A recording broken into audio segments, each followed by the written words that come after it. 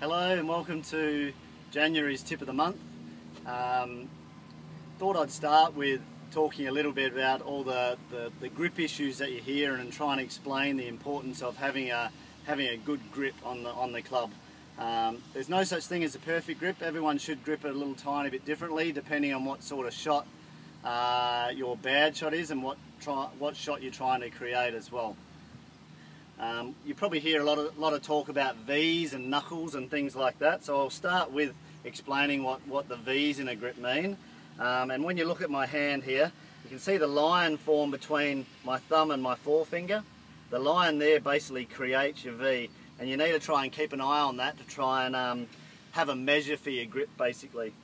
If you are fighting a slice, generally that's created by a slightly weak grip. And certainly one thing you can try and stop a little bit of a slice is by what we call strengthening your grip. So to strengthen your grip, basically in your left hand, it means that your V is working towards your right shoulder. So right now you can see my V is pointing basically straight up to my nose, but if I grip it a little bit more in my fingers, my V all of a sudden is starting to point more towards my right shoulder. When I put my right hand on, and I should just mention also, this is all for a right-handed golfer, so simply for a left-handed golfer you just need to reverse the left and the right hands obviously. So once again, V pointing nicely at my right shoulder. When the right hand goes on, same thing, my V on the right hand also wants to point to my right shoulder.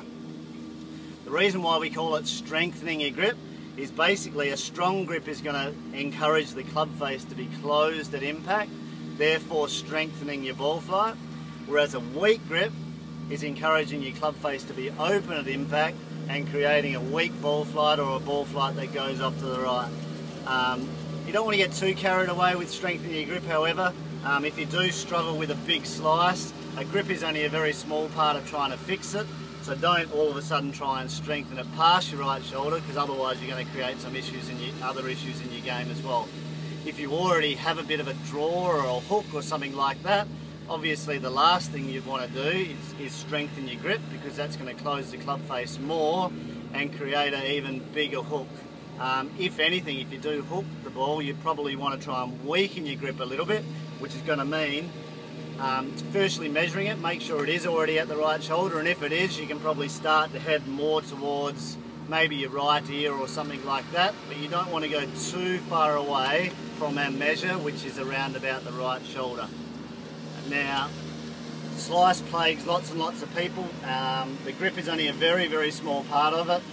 So try changing your grip, and if that doesn't work, maybe come and see me for a few more tips. But don't rely on your grip completely to stop the slice, because it's only a very small part of the equation. Other things that cause a slice are going to be poor setup.